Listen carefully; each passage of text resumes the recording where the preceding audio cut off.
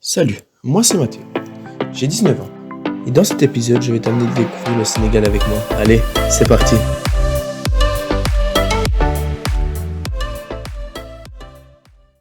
Bon, il est 2h du matin, je vais me réveiller.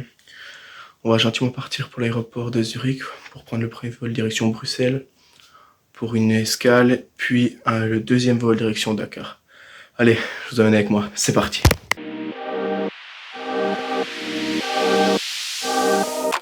Bon, on est bien arrivé à Bruxelles, on a encore 3 heures à attendre avant de prendre le prochain vol direction Dakar. Allez, on se retrouve au Sénégal, à plus.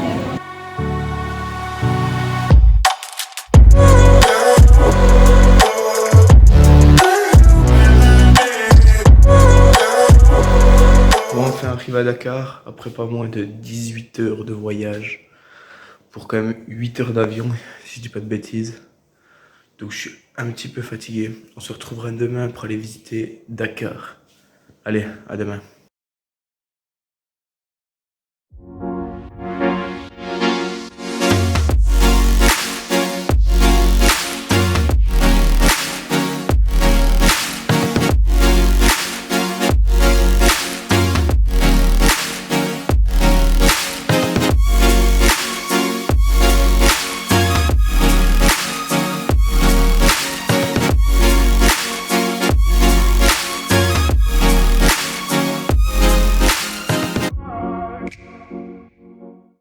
Donc là on est aux alentours du lac Rose, on vient de manger. Il nous a fallu à peu près 2h30 depuis ici là.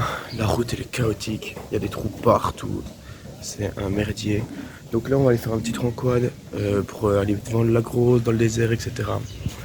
A priori de ce que j'ai vu, le lac Rose aujourd'hui n'est pas rose.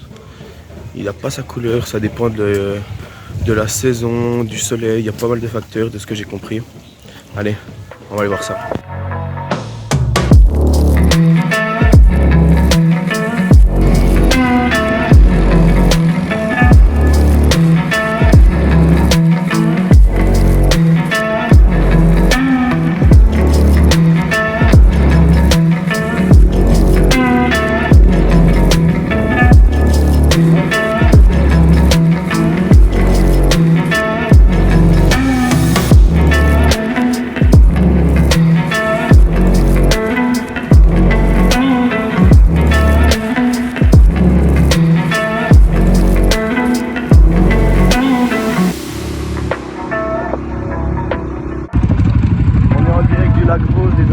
Malheureusement, il n'est pas rose.